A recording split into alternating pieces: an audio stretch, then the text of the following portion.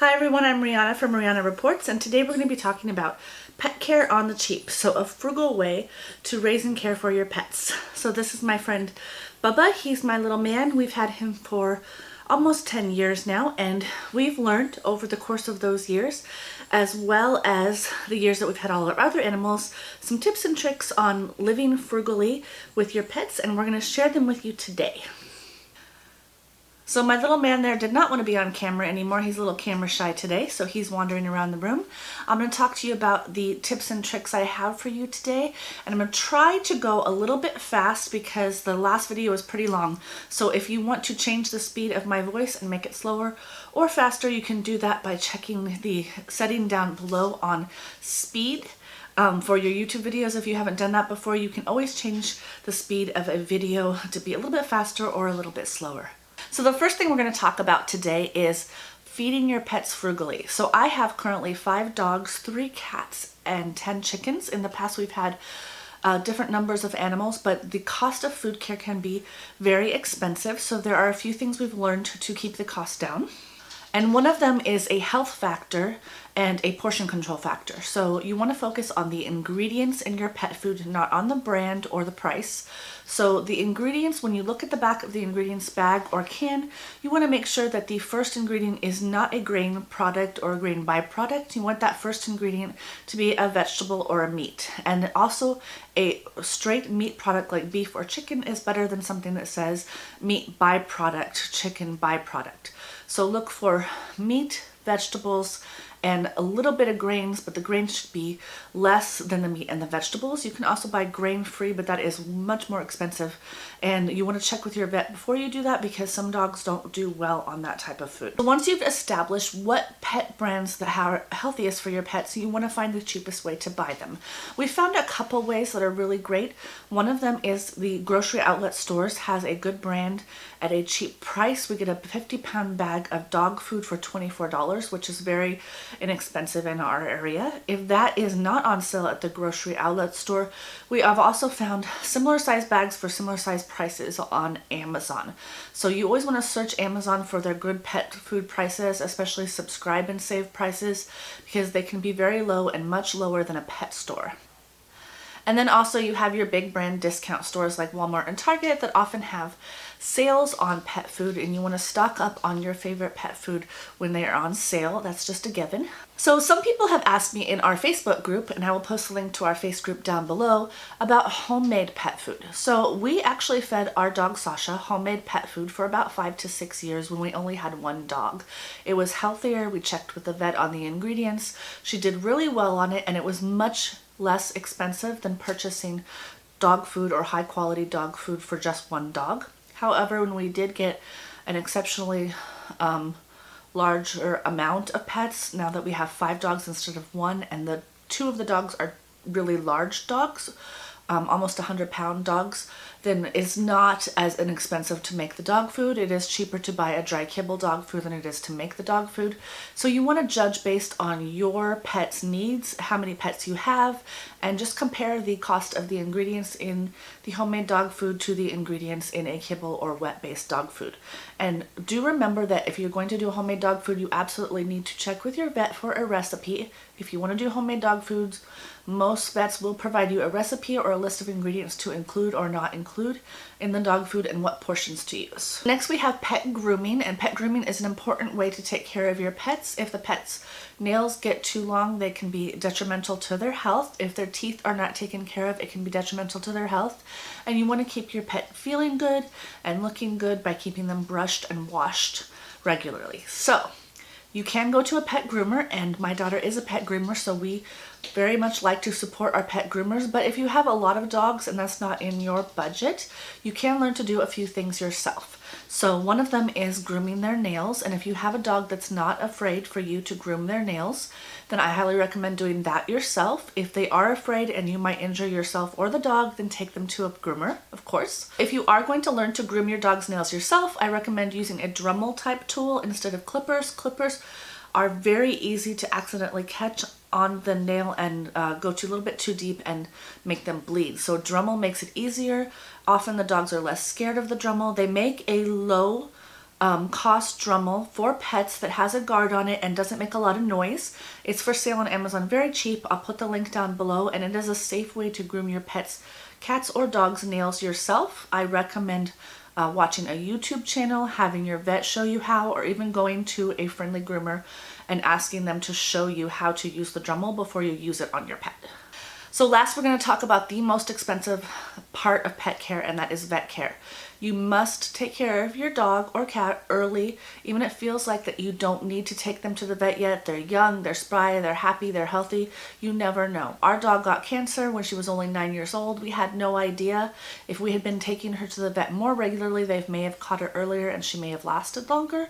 So I always recommend you go to your regularly yearly checkup visits for your animals, get the tests recommended by the doctor, and make sure that they're healthy so you can catch things before they happen.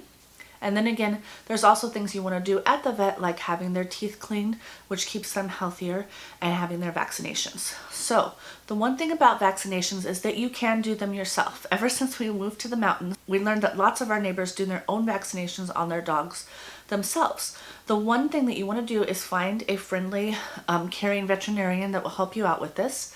They should give you the amount, the dosage that you need, and the name of the vaccination that you need before you do it to your dog. So don't just go on Google or the internet and try to figure out what you're supposed to give your dog.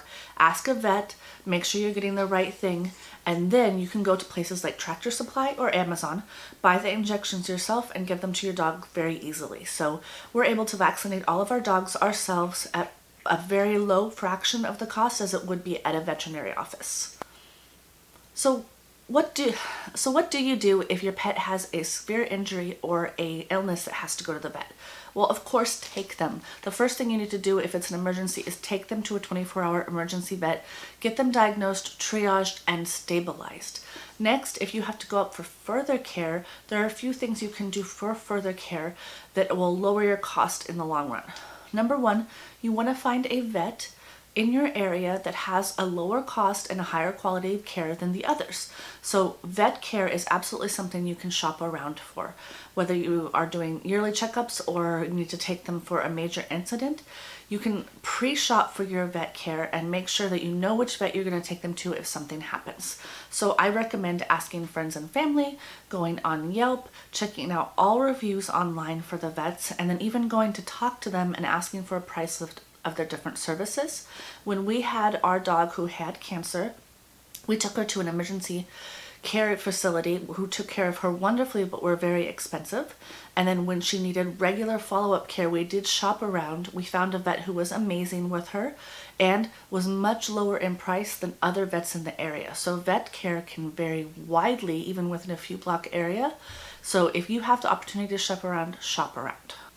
Now, once you've shopped around, what do you do when you still can't afford the vet care? You have to take care of your dog or cat, right? And GoFundMe is not going to solve all of your problems all of the time. A few things you can do for regular vet care if you can't afford the vet in your area even after you've shopped around. One is to contact the local veterinary school.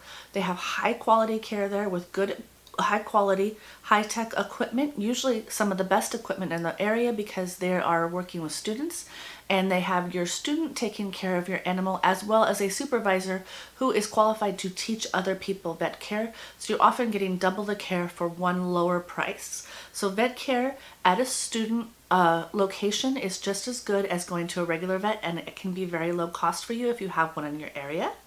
The other option, and is we had to do with our dog when we ran out of money to take care of her, is care.com. So care.com is actually for people or pets. You can use it for medical dental for yourself or for medical dental care for your pet. It is a credit card. You can apply online. We've done it multiple times. You can apply online in the vet's office over the phone and get an immediate answer. So if you're in an emergency care situation, you can get an immediate answer. Or you can do it online, get your card in the mail, and just be ready if something happens. So this is one of the few cards I recommend having. Even if you don't want any other type of credit card, it is so wonderful to have a care card. They give you 0 interest for the first 6 months per incident. If you can pay off that within 6 months, then you don't have to pay interest. And then if you have to go after the 6 months, it is a little bit of a higher interest rate, but you can pay that off, pay it down, and then have the balance left over for additional pet emergencies. The difference between a care card and a regular credit card is not only the zero interest, but the fact that you can have it on file at the vet's office. They will file a claim for you to charge the card. You don't have to have the card with you. They just keep your number on file, and there's really no problems with having the vet charge it because they're used to it. So we do have a rather large limit at this time on our care card to take care of any pet incidents that happen. And that is one card that I would recommend having. So I will put the link down below to care.com if you have pets. Sign up now, keep the card in your wallet or on file with your vet, and make sure that you are prepared if something happens that you need to take care of your pet. So my last recommendation is ask your vet questions. So usually a vet, when you have something that needs to be done at your vet's office, will prepare a quote for you. More often than not, at some vets, they will only prepare the highest quote for you, and they will give you a list of all the items that need to be taken care of, itemized, and they will say, what do you want to do? And then they will give you options to reduce some of those things off the list if you can't afford it. So I recommend when you go to the vet, ask them for the options ahead of time.